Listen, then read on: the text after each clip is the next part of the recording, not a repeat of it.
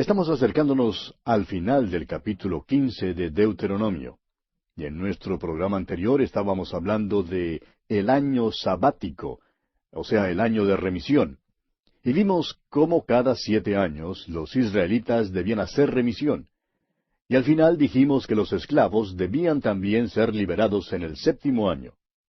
Ahora, cuando el esclavo fuera liberado, no debía ser despedido con las manos vacías. Veamos ahora lo relacionado al esclavo permanente. Ya hemos hecho mención del esclavo permanente cuando estudiamos el capítulo 21 de Éxodo. Leamos entonces los versículos 16 y 17 de este capítulo 15 de Deuteronomio. Si él te dijere, no te dejaré, porque te ama a ti y a tu casa, y porque le va bien contigo, entonces tomarás una lesna, y horadarás su oreja contra la puerta, y será tu siervo para siempre. Así también harás a tu criada. Vimos ya en el capítulo 21 de Éxodo que un hombre podía venderse como esclavo. Ahora, si su amo le hubiera dado una esposa, al llegar el año sabático, el esclavo podía salir libre. Pero quizá elegiría quedarse con la esposa y los hijos y ser esclavo permanente de su amo. Entonces su amo le horadaría, es decir, le perforaría la oreja con una lesna, significando con ello que era un esclavo para siempre. Esta es una descripción bella del Señor Jesucristo. Dice el apóstol Pablo escribiendo a los Filipenses capítulo 2 versículos 7 y 8, se despojó a sí mismo, tomando forma de siervo, hecho semejante a los hombres, y estando en la condición de hombre, se humilló a sí mismo, haciéndose obediente hasta la muerte y muerte de cruz. Jesús pudo haber salido libre. No debía ninguna deuda de pecado, no era pecador, no tuvo ninguna pena que pagar, pero amó a la iglesia tanto que se dio a sí mismo por ella. Así como al siervo se le perforaba la oreja con lesna, el salmista dice allá en el Salmo 40, versículo 6, has abierto mis oídos. Y el escritor a los Hebreos toma el mismo pasaje del Salmo 40 y dice en el capítulo 10 de esa carta, versículo 5, mas me preparaste cuerpo. El Señor Jesús fue hecho carne a fin de poder ser crucificado por usted y por mí. Esa fue su marca de esclavo permanente. Hizo esto de buena gana. Esta es una de las descripciones más extraordinarias que hallamos del Señor Jesucristo en todo el Antiguo Testamento. Los versículos 19 al 23 hablan de la consagración de los primogénitos machos, y ya consideramos este asunto cuando estudiábamos el capítulo 13 de Éxodo. Y así pues concluimos nuestro estudio del capítulo 15 de Deuteronomio. Ahora en el capítulo 16 encontramos las 3 fiestas principales y el requisito para todos los varones de asistir a estas fiestas. Se requería que todo varón asistiera a 3 de las fiestas religiosas israelitas. Eran las fiestas de la Pascua, de Pentecostés y de los tabernáculos. Ya hemos estudiado 2 veces estas fiestas. Ahora reconocemos que es posible que usted no las haya estudiado, pero las encontrará en el libro de Éxodo y también en el libro de Levítico. Leamos pues los primeros 2 versículos de este capítulo 16 de Deuteronomio. Guardarás el mes de Abib y harás Pascua a Jehová tu Dios, porque en el mes de Abib te sacó Jehová tu Dios de Egipto de noche. Y sacrificarás la Pascua a Jehová tu Dios de las ovejas y de las vacas en el lugar que Jehová escogiere para que habite allí su nombre. Note usted que el Señor les dice que cuando entren en la tierra, la Pascua deberá celebrarse en el lugar del santuario. Esta era una de las 3 veces en el año cuando todos los varones debían aparecer delante del Señor. Leamos ahora los versículos 5 al 8. No podrás sacrificar la Pascua en cualquiera de las ciudades que Jehová tu Dios te da, sino en el lugar que Jehová tu Dios escogiere para que habite allí su nombre, sacrificarás la Pascua por la tarde a la puesta del sol, a la hora que saliste de Egipto.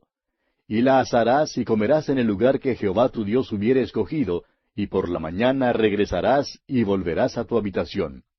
6 días comerás pan sin levadura, y el 7º día será fiesta solemne a Jehová tu Dios. No trabajarás en él. Ese fue el reglamento en cuanto a la Pascua. Debía ser celebrada en Jerusalén y todos los varones debían aparecer en aquella ocasión. Pasemos ahora a considerar la fiesta del Pentecostés.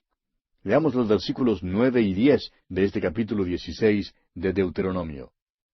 7 semanas contarás Desde que comenzare a meterse la hoz en las mieses, comenzarás a contar las 7 semanas.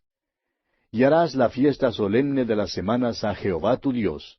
De la abundancia voluntaria de tu mano será lo que dieres, según Jehová tu Dios te hubiere bendecido.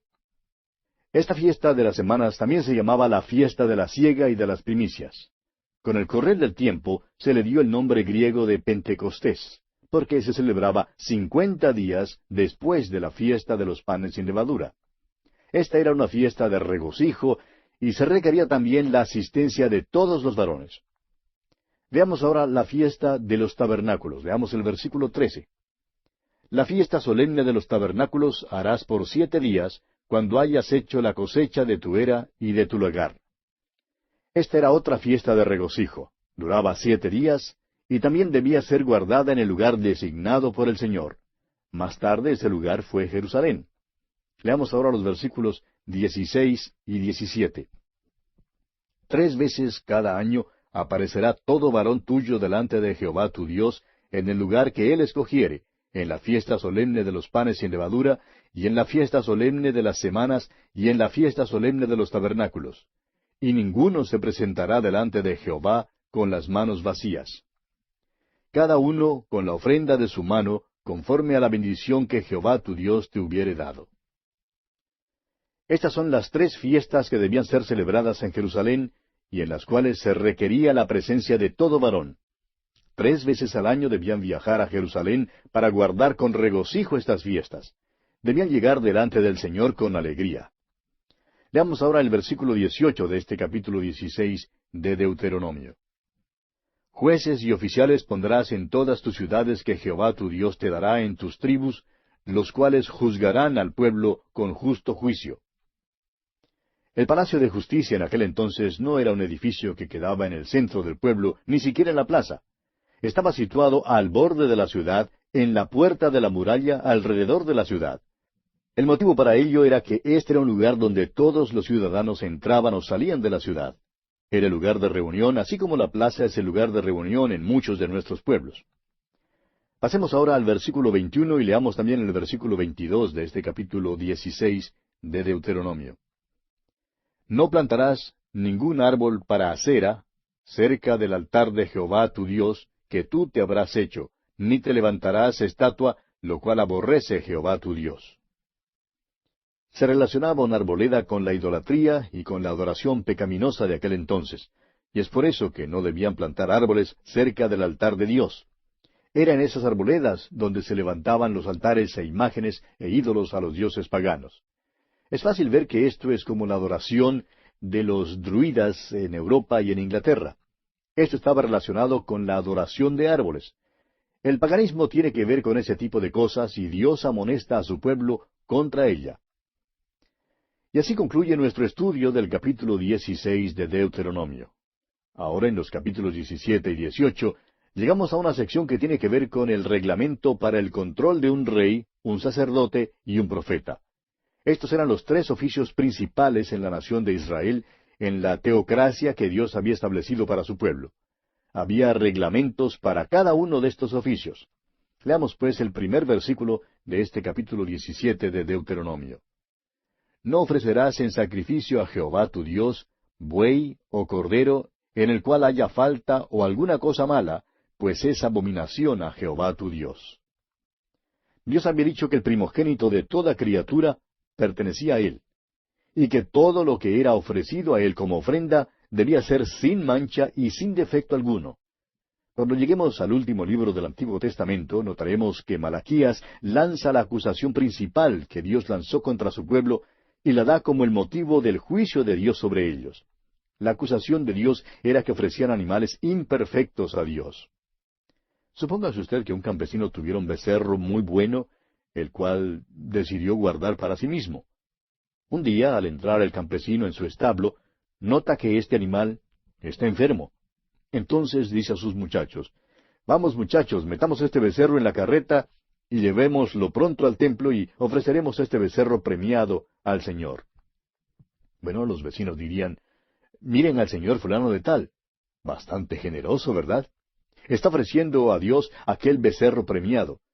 Pero Dios dice que no quiere esa ofrenda, no la aceptará, porque no tiene significado alguno.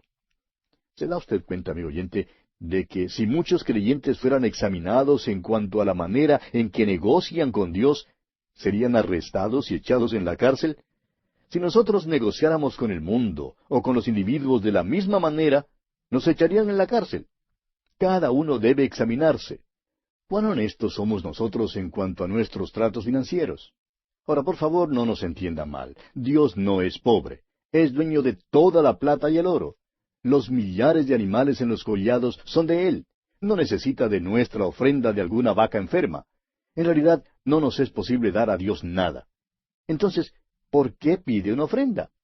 Bueno, nos permite ofrecérsela a Él porque es una bendición a nuestras propias almas. No recibimos bendición cuando somos pobres y mezquinos para con Dios. Debemos considerar lo que hacemos para las misiones. Muchos hoy en día dan su ropa de desecho y usada a las misiones y a los misioneros. Amigo oyente, Dios no quiere nuestros sobrantes. Él quiere lo mejor de nosotros. Leamos ahora los versículos 2 hasta el 5 de este capítulo 17 de Deuteronomio. Cuando se hallare en medio de ti, en alguna de tus ciudades que Jehová tu Dios te da, hombre o mujer que haya hecho mal ante los ojos de Jehová tu Dios, traspasando su pacto, que hubiere ido y servido a dioses ajenos, y se hubiere inclinado a ellos, ya sea al sol, o a la luna, o a todo el ejército del cielo, lo cual yo he prohibido, y te fuere dado aviso, y después que oyeres y hubieres indagado bien, la cosa pareciere de verdad cierta, que tal abominación ha sido hecha en Israel, entonces sacarás a tus puertas al hombre o a la mujer que hubiere hecho esta mala cosa, sea hombre o mujer, y los apedrearás, y así morirán. Esta es una ley absoluta contra la idolatría. La pena por violar uno de los 10 mandamientos debía ser muerte por lapidación. Pero nosotros somos tan generosos y tan amantes, y nos creemos tan civilizados hoy en día, que hemos acabado con la pena de muerte. Notará usted que este pasaje menciona la idolatría, que era cosa común en las culturas de aquel entonces. La mitología griega y la idolatría del Oriente tienen muchos dioses y diosas que fueron asociados con el sol, la luna y las estrellas. En la mitología griega, por ejemplo, Apolo era el dios del sol y Diana era la diosa de la luna. Honraban y daban culto a las criaturas antes que al Creador. Ahora, ¿dónde principió todo esto? Bueno, creemos que comenzó allá en la Torre de Babel. Esa Torre de Babel fue en verdad un lugar de reunión para todos los que estaban contra Dios. Dios había enviado un diluvio, y ahora iban a adorar al sol porque el sol nunca enviaría un diluvio.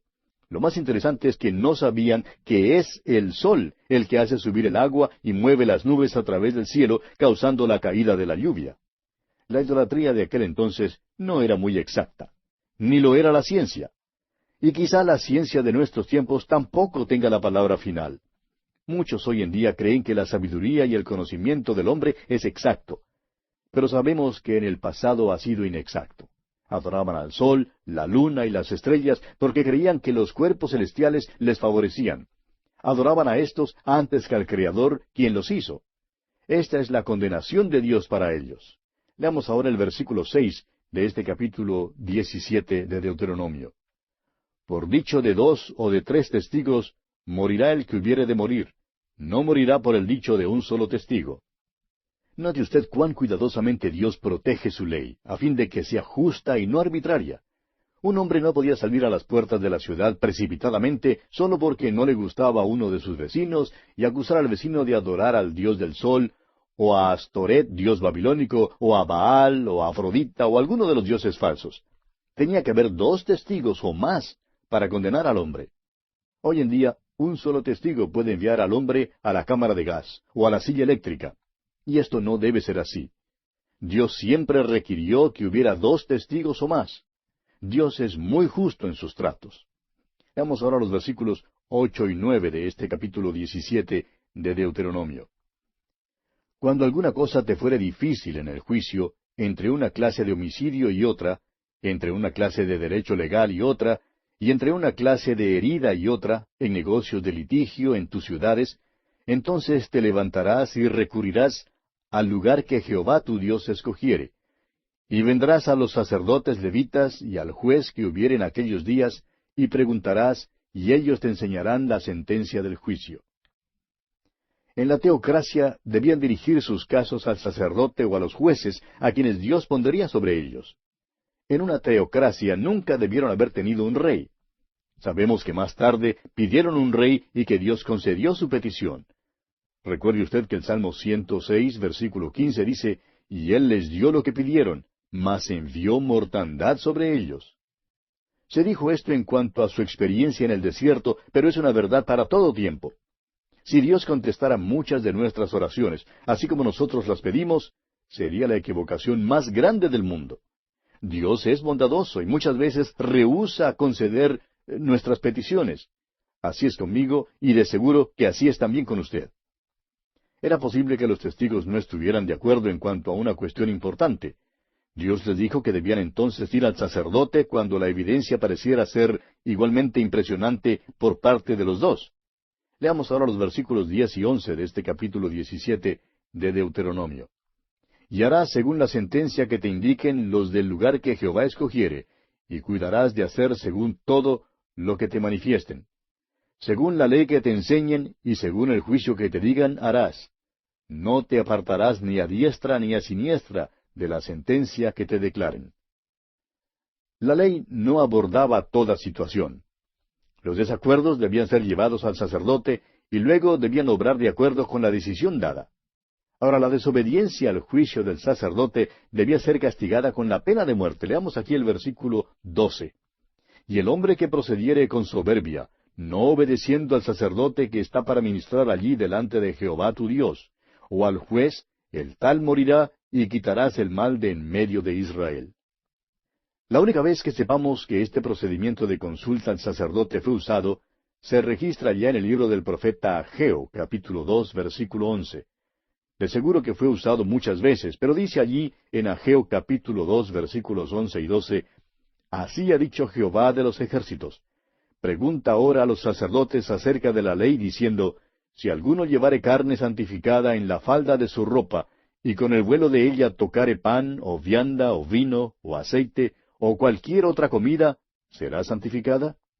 Y respondieron los sacerdotes y dijeron, «No». Ahora, en caso de que la ley específicamente abordara una cuestión y en forma dogmática diera un reglamento en cuanto a ella, no habría ninguna necesidad de llevar el asunto al sacerdote. Pero si tuvieran que llevar un asunto al sacerdote o al juez para que él diera una decisión, esa decisión o veredicto era final y debía ser obedecido estrictamente. Veamos ahora las leyes tocante a un rey. Dios sabe que llegará el tiempo cuando demandarán tener un rey, así como tenían las otras naciones. Ahora Dios dice que su rey debe ser israelita y no extranjero. Leamos los versículos 16 al 19 de este capítulo 17 de Deuteronomio. «Pero él no aumentará para sí caballos, ni hará volver al pueblo a Egipto, con el fin de aumentar caballos, porque Jehová os ha dicho, no volváis nunca por este camino. Ni tomará para sí muchas mujeres, para que su corazón no se desvíe, ni plata ni oro amontonará para sí en abundancia. Y cuando se siente sobre el trono de su reino, entonces escribirá para sí en un libro una copia de esta ley, del original que está al cuidado de los sacerdotes levitas, y lo tendrá consigo, y leerá en él todos los días de su vida, para que aprenda a temer a Jehová su Dios, para guardar todas las palabras de esta ley y estos estatutos, para ponerlos por obra». Aquí tenemos los reglamentos para el rey. Es interesante notar que el rey Salomón violó estos reglamentos. En primer lugar, él aumentó para sí caballos. Los establos de Salomón habrían hecho que los hipódromos actuales se vean diminutos. Este hombre, Salomón, hizo un esfuerzo supremo para lograr aumentar sus caballos. Y Dios amonestó en cuanto a esto. El criar caballos ocasionaría que uno se enredara con Egipto, porque allí es donde criaban los mejores caballos. Luego Salomón violó la ley al tomar para sí muchas mujeres. Dios le dio advertencias mucho antes de que Israel tuviera un rey, diciéndoles, tengan cuidado, no hagan eso. Sin embargo, Salomón tomó para sí muchísimas mujeres. Fueron sus esposas precisamente las que le condujeron a la idolatría. En tercer lugar, Dios amonestó contra el amontonar para sí en abundancia la plata y el oro. Sin embargo, eso es exactamente lo que hizo Salomón. David empezó a amontonar la plata y el oro, pero David lo estaba amontonando para la construcción del templo. Pero Salomón continuó amontonando la plata y el oro para sí mismo. Esta fue la ruina de Salomón, y la onerosa imposición de impuestos fue el motivo directo de la división del reino en los reinos del norte y del sur después de la muerte de Salomón. Ahora, finalmente, el rey debía ser un hombre cumplidor de la palabra de Dios. Debía tener una copia particular de la ley de Dios y debía leerla cada día de su vida. Y bien, así concluye, amigo oyente, nuestro estudio del capítulo 17 de Deuteronomio. En nuestro próximo programa comenzaremos a estudiar el capítulo 18, que trata de los sacerdotes y profetas y la prueba del verdadero profeta. Le invitamos pues a acompañarnos mientras continuamos nuestro recorrido por el capítulo 18 de Deuteronomio.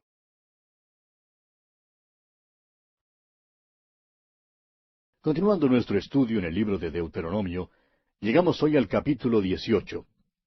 Este capítulo trata de los sacerdotes y profetas y la prueba del verdadero profeta. Dios da leyes sobre el sostenimiento de los sacerdotes. Luego hay otra amonestación contra las prácticas idólatras, las cuales hacen uso de poderes satánicos. A esto sigue una de las secciones sobresalientes de este libro de Deuteronomio. Tiene que ver con los profetas, y hay una maravillosa profecía en cuanto al Señor Jesús, el profeta que había de venir. La sección sobre los profetas concluye con la prueba para determinar o distinguir entre los profetas falsos y verdaderos. Veamos en primer lugar la herencia de los sacerdotes. Leamos los primeros 2 versículos de este capítulo 18 de Deuteronomio. Los sacerdotes levitas, es decir, toda la tribu de Leví, no tendrán parte ni heredad en Israel, de las ofrendas quemadas a Jehová y de la heredad de él comerán. No tendrán, pues, heredad entre sus hermanos. Jehová es su heredad, como él les ha dicho. Los sacerdotes eran de la tribu de Leví. Todos los levitas eran ayudantes en el templo y en la adoración. No tenían ninguna heredad entre los hijos de Israel. Su heredad no era una porción de tierra, sino que el Señor mismo era su heredad. El Señor, pues, proveyó para ellos de una manera singular. Continuemos ahora con los versículos 3 al 5. Y este será el derecho de los sacerdotes de parte del pueblo, de los que ofrecieren en sacrificio buey o cordero, darán al sacerdote la espaldilla, las quijadas y el cuajar. Las primicias de tu grano, de tu vino y de tu aceite, y las primicias de la lana de tus ovejas le darás. Porque le ha escogido Jehová tu Dios de entre todas tus tribus, para que esté para administrar en el nombre de Jehová, él y sus hijos, para siempre. No vamos a leer todo este pasaje, pero sí creemos que esto aquí es un gran principio que Dios da. Creemos que este todavía es el método que Dios usa para llevar a cabo su obra en el mundo. Creemos que Dios espera que su pueblo sostenga la obra de proclamar la palabra de Dios al mundo. Ahora no creemos que deba hacerse todavía de esta misma manera específica. Si los hombres trajeran perniles de res y de cordero, bueno, yo comería biftec y chuleta de cordero constantemente. Pero no creemos que Él quiera que lo hagamos de esta misma manera en el día de hoy. Sin embargo, el principio o método todavía es válido. Veamos ahora la prohibición de las prácticas idólatras. Leamos los versículos 9 hasta el 12 de este capítulo 18 de Deuteronomio. Cuando entres a la tierra que Jehová tu Dios te da, no aprenderás a hacer según las abominaciones de aquellas naciones.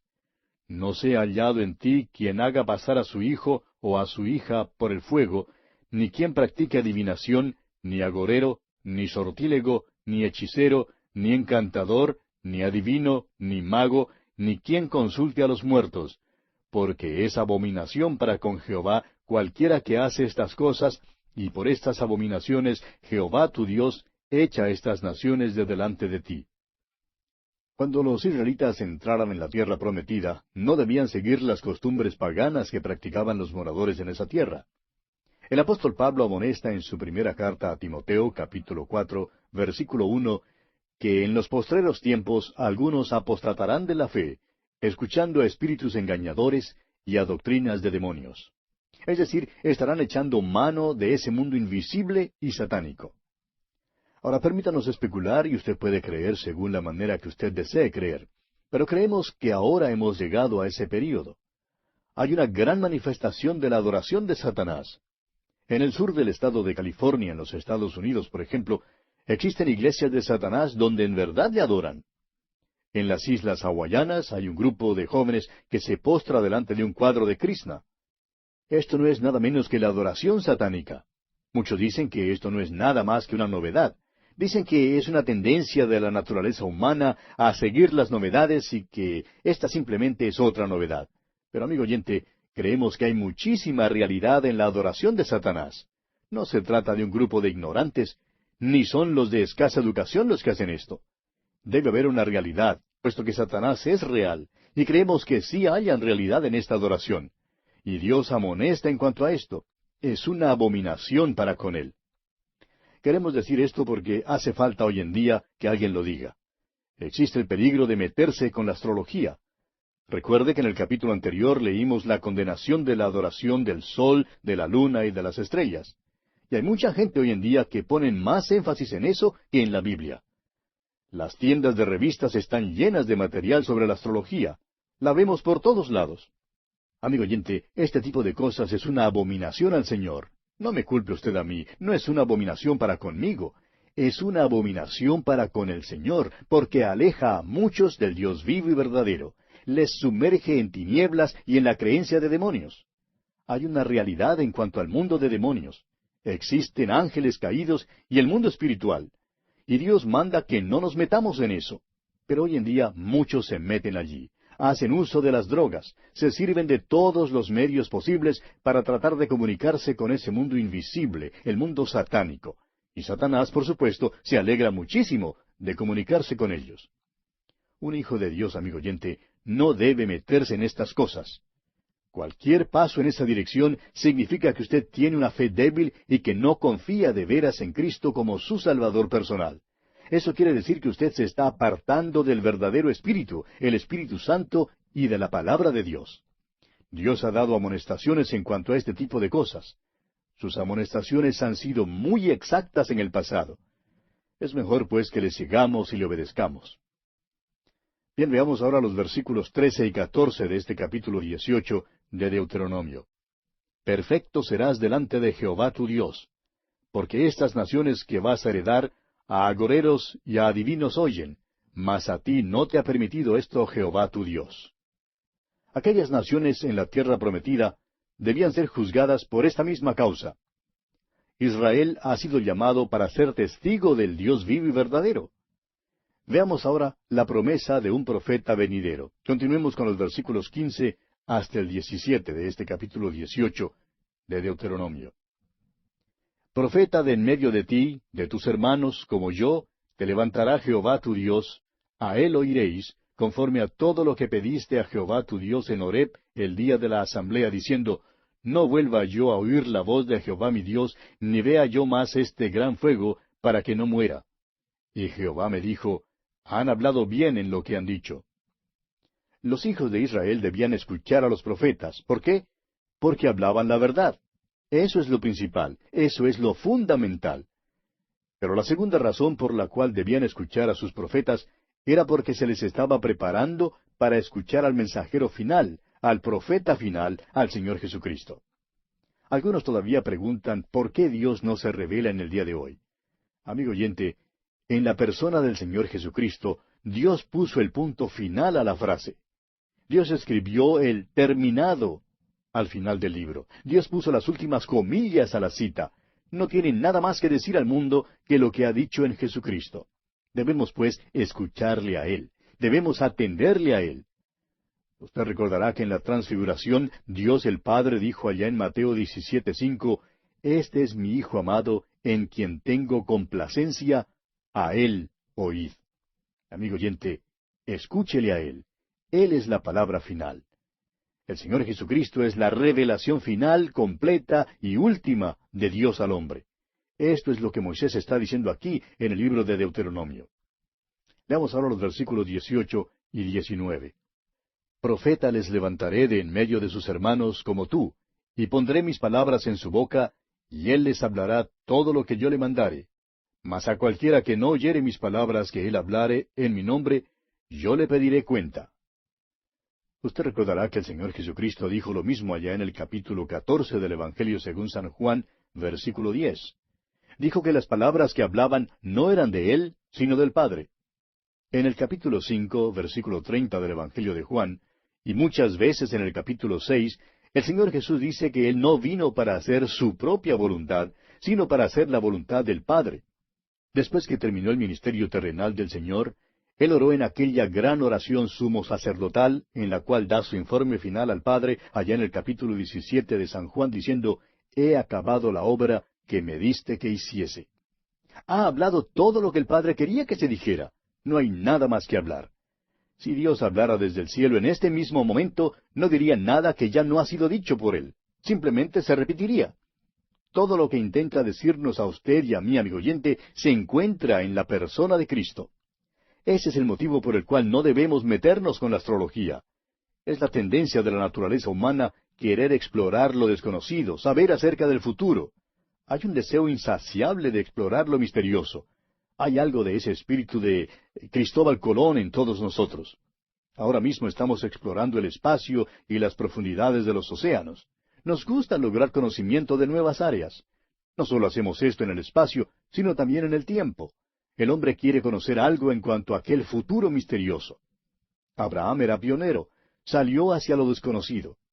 Ahora la diferencia era que él salió para obedecer el llamamiento de Dios. Salió sin saber a dónde iba, pero Dios sabía a dónde iba, y era Dios quien le estaba guiando. Esto es diferente. Eso no es tratar de guiarse por la astrología. Los hombres tienen ansiedad en cuanto al futuro. Siempre existe la pregunta, ¿qué de mañana? El futuro es una puerta cerrada. La memoria sí le puede llevar al pasado, pero no hay ningún vehículo que le lleve al futuro. Es más, hay un letrero grande escrito en la puerta del futuro que dice, prohibido entrar. Hoy era mañana solamente ayer. El hombre está limitado en cuanto al tiempo y también en cuanto al espacio. Para poder satisfacer este anhelo insaciable, se levantaron entre los paganos hombres tales como espiritistas y magos, así como también métodos de adivinación. Dios amonestó a su pueblo en cuanto a estas cosas. Esto se relacionaba con la idolatría y era satánico en origen. ¿Podían estos predecir el futuro? Bueno, sí había cierto grado de exactitud. Los griegos hacían uso del oráculo en Delfi y al parecer recibieron allí cierta cantidad de información exacta. Pero era satánico.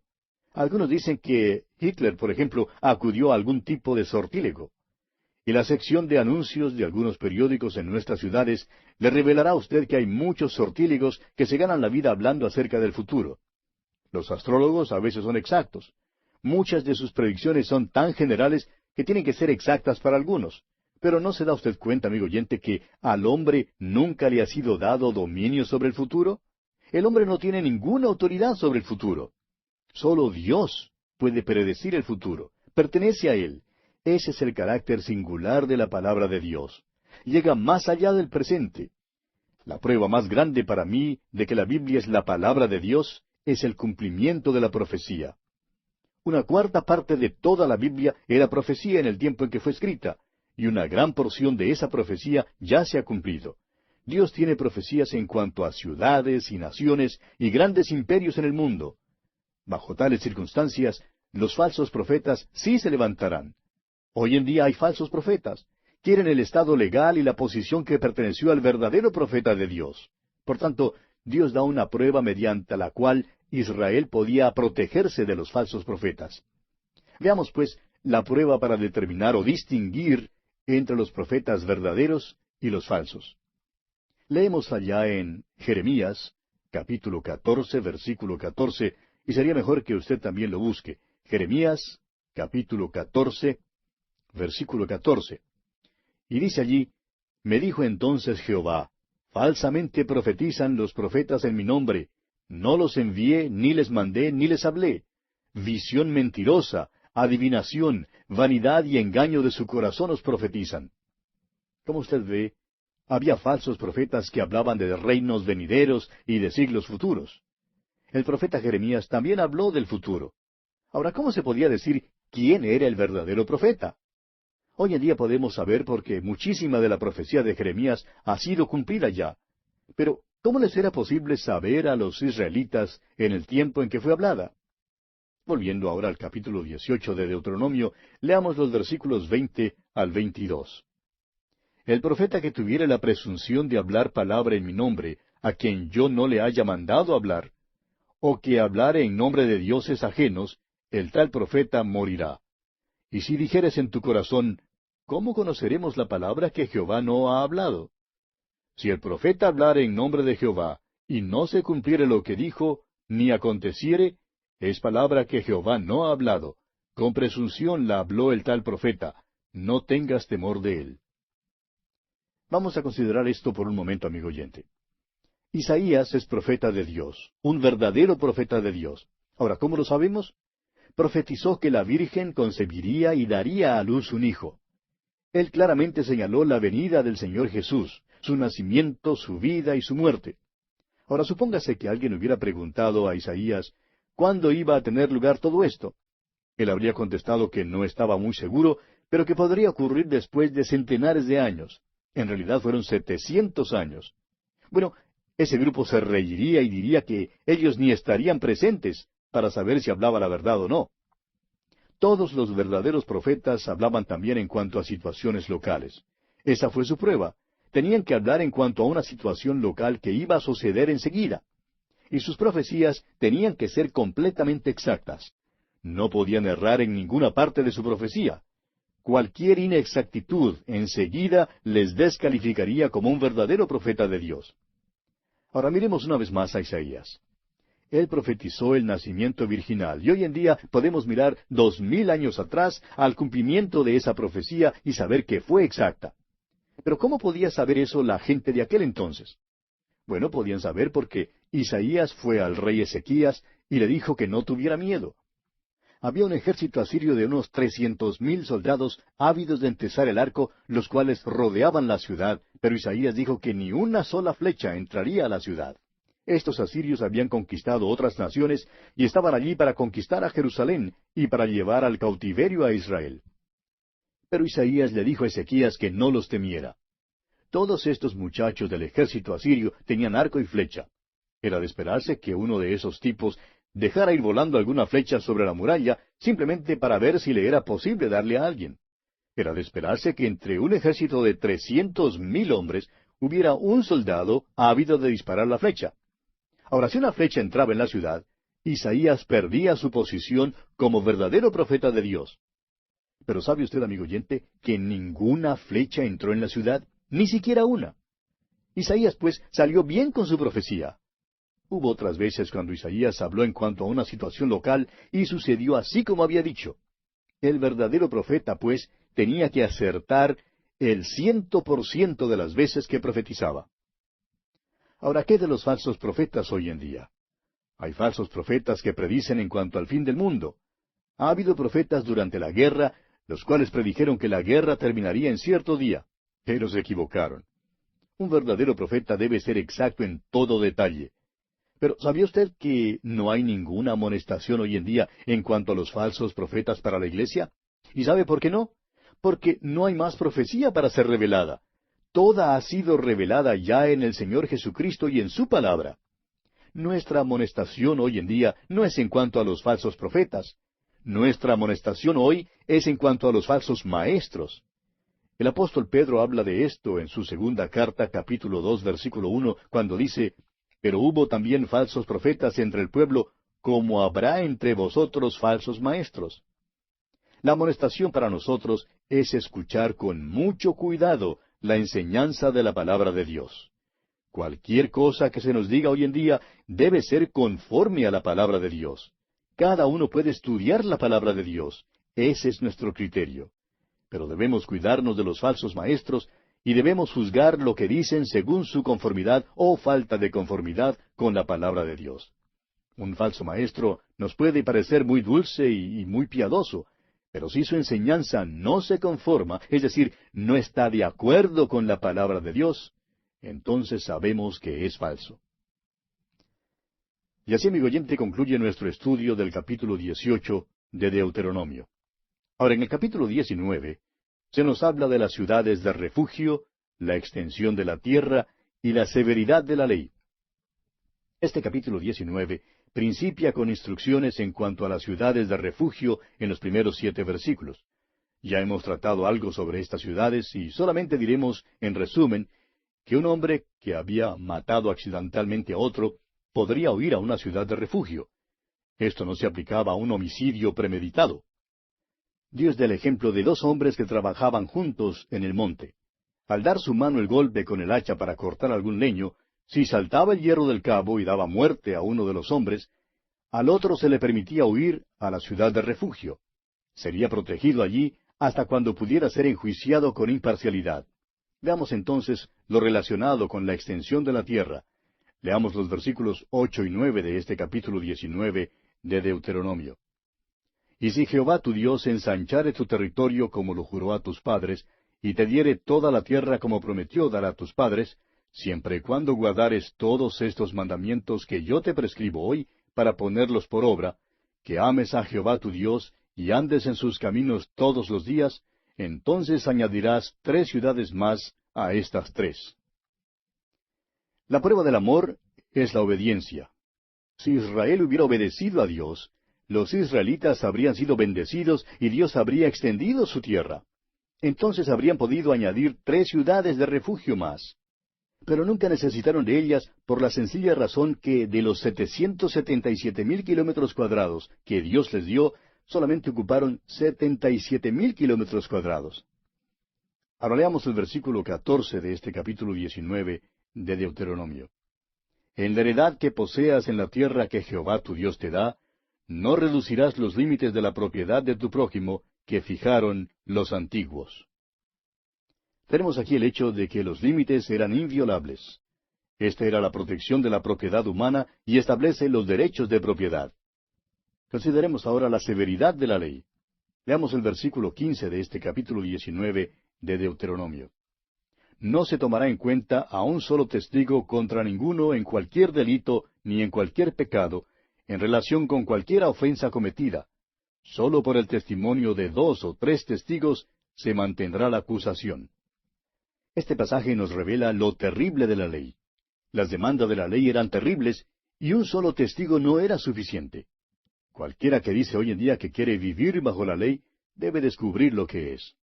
Ahora en los versículos 16 al 20, el Señor explica si se levantaba un testigo falso, entonces el acusado y el acusador debían pararse delante del Señor, delante de los sacerdotes y los jueces.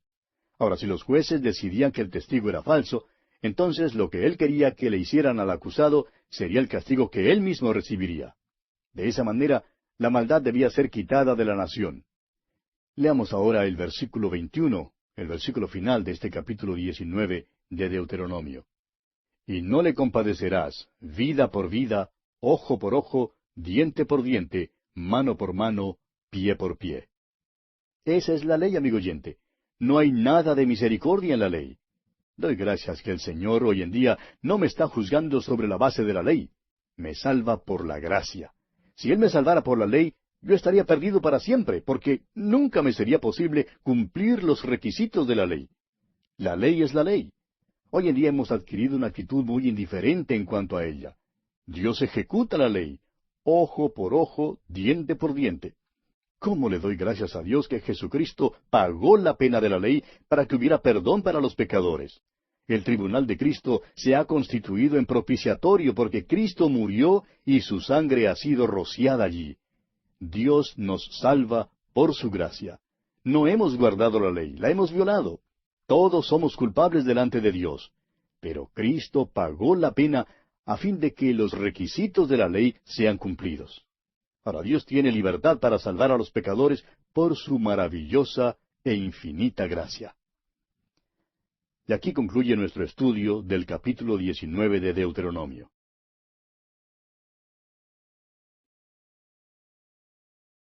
Continuando nuestro recorrido por el libro de Deuteronomio, llegamos hoy al capítulo 20. En este capítulo encontramos las leyes sobre la guerra. Este libro de Deuteronomio es un libro muy práctico. Se refiere a la vida según la vivimos hoy en día. Esta es la ley que fue dada a Israel, pero hay aquí ciertos principios fundamentales, los cuales contribuirían a la felicidad y al bienestar del género humano si fueran incorporados en nuestro vivir hoy en día. El problema hoy es que tenemos una sociedad integrada por personas que desconocen la Biblia. En la gran mayoría de nuestros países, por no decir que en todos ellos, los legisladores del día de hoy no saben nada en cuanto a la palabra de Dios. Los errores crasos que hacen en sus planes de acción y en su política son suficientes como para causarnos lágrimas y gemidos, acaso no alaridos de dolor. Estos hombres se hallan lejos de Dios y no le siguen de ninguna manera. Este libro de Deuteronomio aborda problemas que los dirigentes políticos se han esforzado por analizar y resolver a su propia manera. Han luchado con estos problemas por muchos años. Algunos países han tenido dificultad en reclutar a los jóvenes para el servicio militar. Es que los jóvenes tienen dificultad en saber las condiciones en que un hombre debe servir a su patria o no servirla. Israel tenía estos mismos problemas. Dios dio ciertos reglamentos muy fundamentales que excusarían a un hombre de ir a la guerra. Francamente, amigo oyente, creemos que si nuestros gobiernos prestaran más atención a la ley de Dios, no tendríamos que afrontar las dificultades que afrontamos. Veamos pues las leyes sobre la guerra. Leamos el primer versículo de este capítulo 20 de Deuteronomio. Cuando salgas a la guerra contra tus enemigos, si vieres caballos y carros y un pueblo más grande que tú, no tengas temor de ellos, porque Jehová tu Dios está contigo, el cual te sacó de tierra de Egipto. Aquí hay algo que era de mucha importancia para Israel, y creemos que es importante para nosotros hoy en día. Usted quizás ha visto esos pequeños letreros que proclaman, amor sí, guerra no. Ahora eso parece un buen lema, pero como tantos otros lemas, no tiene sentido. Debido a que vivimos en un mundo pecaminoso, donde el corazón del hombre es perverso, hay tiempos cuando es necesario hacer la guerra. Hay tiempos cuando necesitamos protegernos. Hay guerras en las cuales Dios está a favor de un lado. Napoleón dijo que Dios estaba a favor del lado que tenía los batallones más grandes. Pero Napoleón descubrió que eso no es verdad porque él mismo ganó algunas batallas cuando no tenía el batallón más grande. Continuemos leyendo los versículos 2 hasta el 4 de este capítulo 20. Y cuando os acerquéis para combatir, se pondrá en pie el sacerdote y hablará al pueblo, y les dirá, Oye Israel, vosotros os juntáis hoy en batalla contra vuestros enemigos. No desmaye vuestro corazón, no temáis, ni os azoréis, ni tampoco os desalentéis delante de ellos. Porque Jehová vuestro Dios va con vosotros para pelear por vosotros contra vuestros enemigos, para salvaros. Esto es algo que tiene mucha importancia, amigo oyente. Dios les mandó que hicieran guerra contra estas naciones y les prometió estar con ellos. Ahora leamos el versículo 5.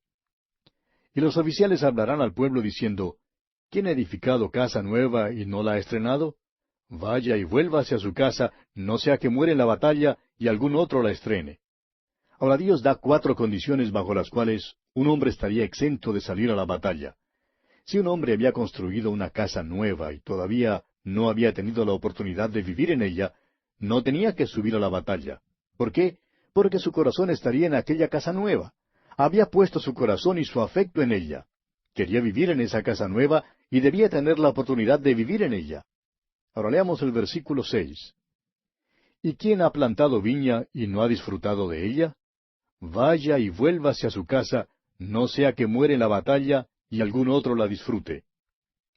Los israelitas eran labradores, y la plantación de una viña era el trabajo u ocupación de este hombre. Acababa de sembrar un viñedo. No había tenido la oportunidad de comer todavía ni una uva de su viña, y por tanto no tiene que ir a la batalla. Su corazón está puesto allí en ese viñedo. Su interés está allí. Puede entonces quedarse hasta cuando coma de él, hasta que se establezca como labrador. De otro modo, corre el riesgo de ser muerto en la batalla y otro segaría el fruto de su labor. Esto es muy interesante, ¿no le parece? Ahora el versículo 7. ¿Y quién se ha desposado con mujer y no la ha tomado? Vaya y vuelva hacia su casa, no sea que muera en la batalla y algún otro la tome. Aquí tenemos a un joven que está comprometido para casarse con una señorita y la reclutan. Ahora, pero no tiene que ir a la batalla. Está enamorado de esa señorita y quiere casarse con ella. Déjenle pues quedarse en casa y déjenle casarse con la joven. Allí es donde está su corazón y él no tiene que salir a la guerra. Ahora el versículo 8 dice, Y volverán los oficiales a hablar al pueblo y dirán, ¿quién es hombre medroso y pusilánime? Vaya y vuelva hacia su casa, y no apoque el corazón de sus hermanos como el corazón suyo. Podría haber un hombre el cual admitiera con toda franqueza que es cobarde.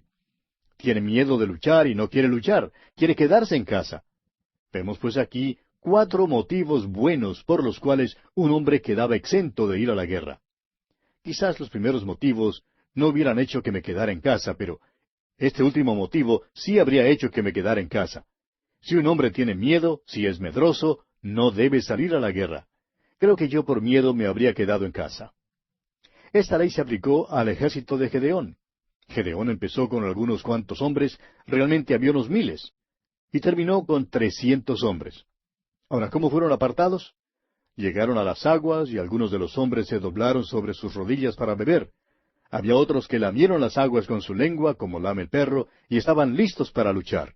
Estaban muy ansiosos de matar al enemigo y terminar su trabajo. Querían proteger y salvar a la nación. Por tanto, ellos fueron los que salieron a la batalla y los otros fueron enviados a sus casas.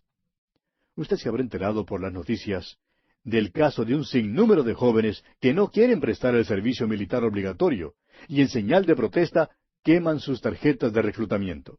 Bueno, simpatizamos hasta cierto punto con muchos de estos jóvenes, pero en lugar de tratar de culpar al gobierno y a todos los demás, debieran simplemente confesar que tienen miedo de ir a luchar. Ese es un buen motivo.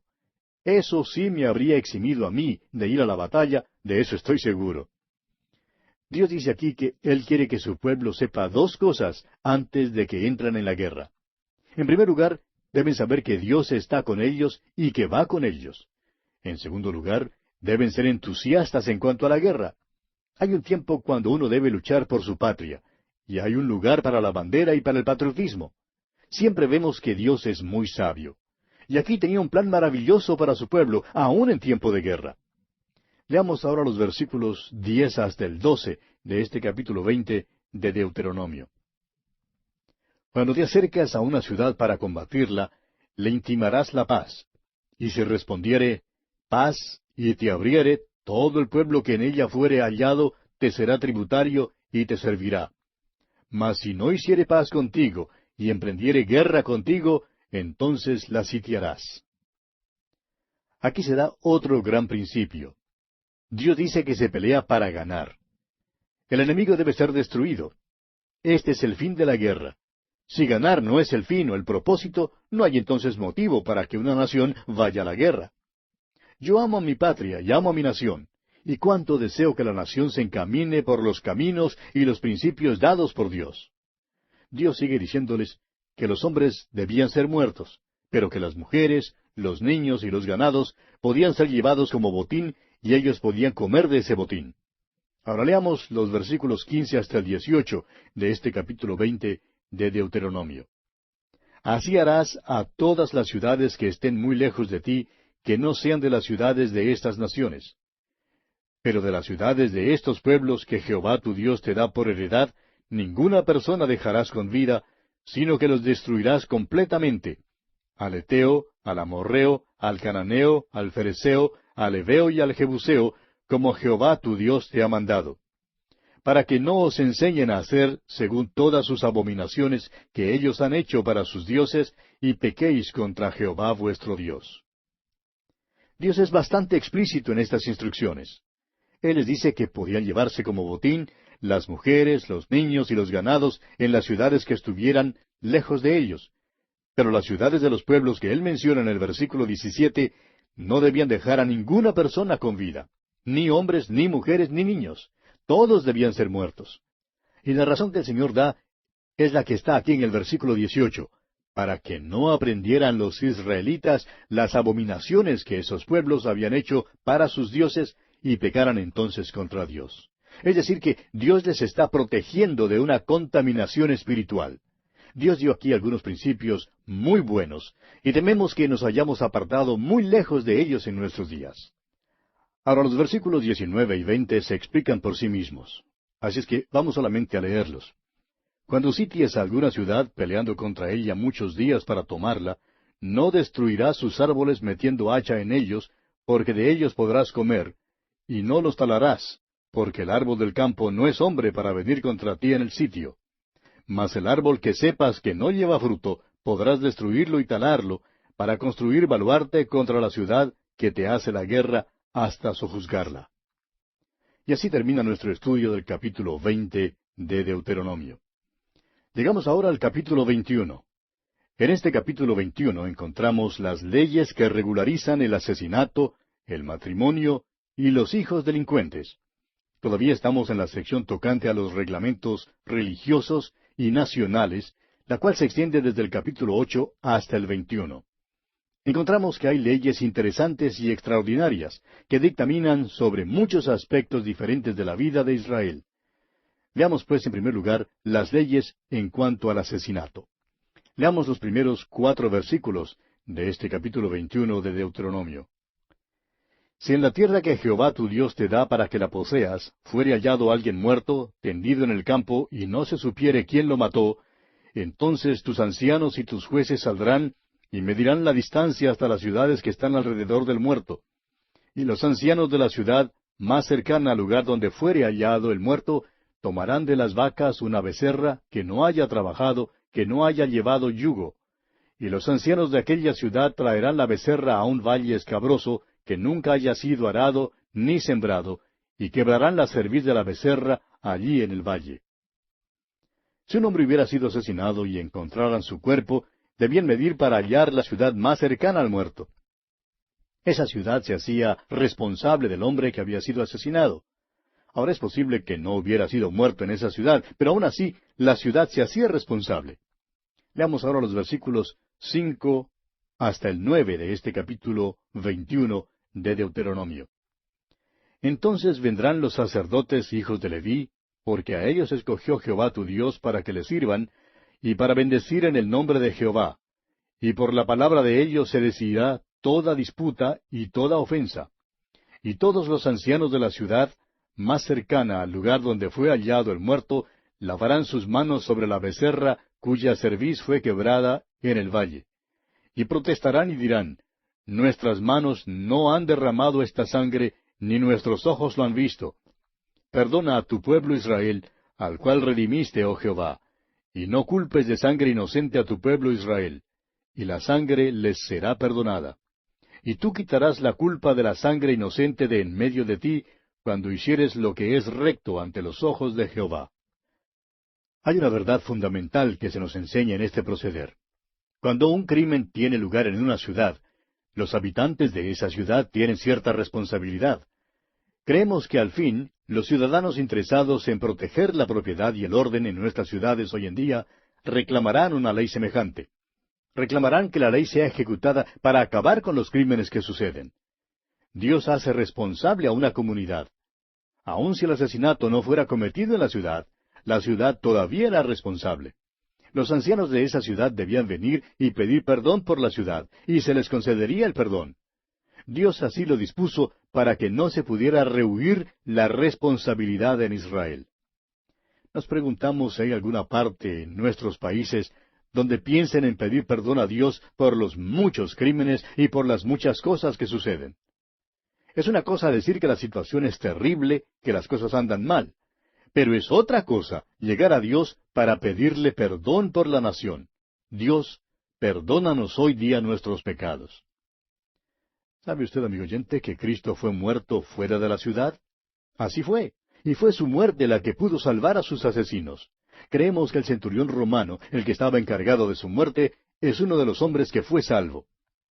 Ahora los versículos 10 hasta el 17 dan leyes que gobiernan el matrimonio con una esposa cautiva, y leyes que dictaminan los derechos del primogénito en el caso de un hombre que tiene 2 esposas y ama a una y aborrece a la otra. Veamos ahora las leyes concernientes a los hijos delincuentes. Leamos los versículos 18 al 21 de este capítulo 21 de Deuteronomio. Si alguno tuviera un hijo contumaz y rebelde, que no obedeciera la voz de su padre ni a la voz de su madre, y habiéndole castigado no les obedeciere, entonces lo tomarán su padre y su madre, y lo sacarán ante los ancianos de su ciudad y a la puerta del lugar donde viva. Y dirán a los ancianos de la ciudad, este nuestro hijo es contumaz y rebelde, no obedece a nuestra voz, es glotón y borracho. Entonces todos los hombres de su ciudad lo apedrearán y morirá, así quitarás el mal de en medio de ti, y todo Israel oirá y temerá. Tenemos aquí una ley tocante al hijo pródigo. Esto es lo que debía haber acontecido cuando el hijo pródigo regresó a casa. Podemos comprender entonces cuánto escandalizó nuestro Señor a la multitud que le escuchaba cuando les dijo la parábola del hijo pródigo. La multitud creía que el muchacho sería apedreado. Imagínese su sorpresa cuando nuestro Señor Jesucristo dijo que el Padre salió para recibir al muchacho. Ellos estaban esperando que el muchacho recibiera lo que justamente merecía.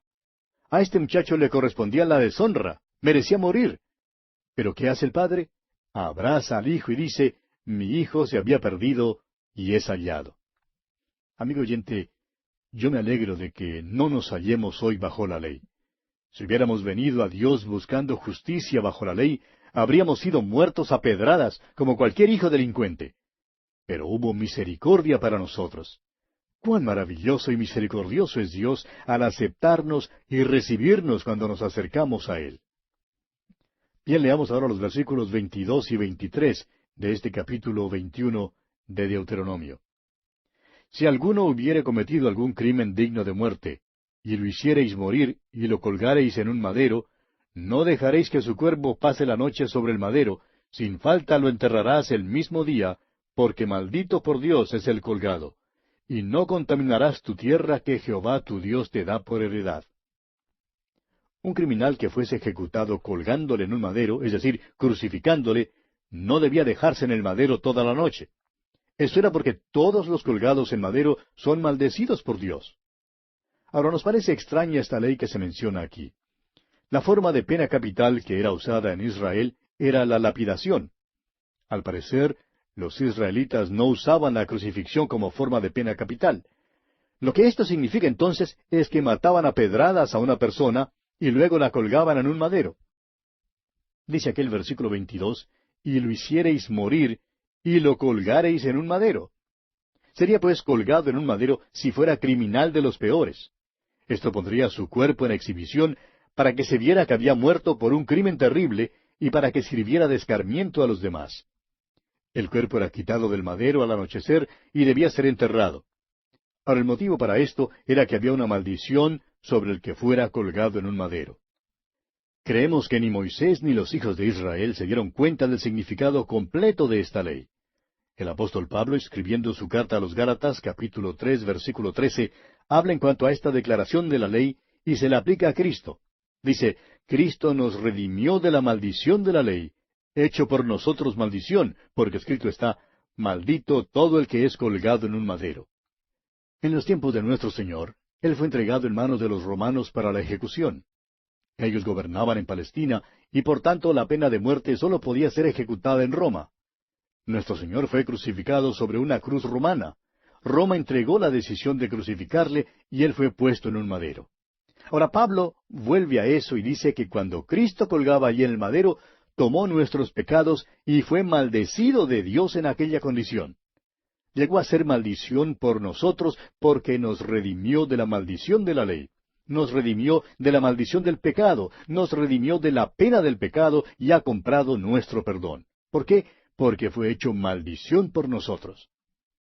Se hacen hasta molestos los que disputan en cuanto a si los romanos o los judíos son los culpables de la muerte del Señor Jesús. Amigo oyente, usted y yo fuimos culpables de su muerte. Colgaba allí por nosotros, tomaba la maldición de la ley por nosotros para que fuéramos redimidos de la maldición de la ley. Nos redimió de la maldición de la ley una vez y para siempre. Dice el apóstol Pablo, Cristo nos redimió de la maldición de la ley, hecho por nosotros maldición, porque escrito está, maldito todo el que es colgado en un madero. ¿Ha notado usted cuántas veces se cita el libro de Deuteronomio en el Nuevo Testamento? Permítanos pausar aquí para decir lo siguiente. Es por eso que enseñamos toda la Biblia, todos los 66 libros. Si Dios hubiera querido que tan solo conociéramos el Sermón del Monte, nos habría dado solamente el Sermón del Monte. Si hubiera querido que tan solo conociéramos Juan 3:16, pues no nos habría dado los demás versículos. O si hubiera querido que aprendiéramos solamente unos pocos capítulos favoritos, como el capítulo 14 de San Juan o el capítulo 13 de la primera carta a los Corintios, pues habría limitado su revelación para nosotros a aquellos pocos capítulos. Amigo oyente, Sucede que nos dio 66 libros, y la verdad es que cada uno de ellos es importante. Un libro como el de Deuteronomio es muy importante.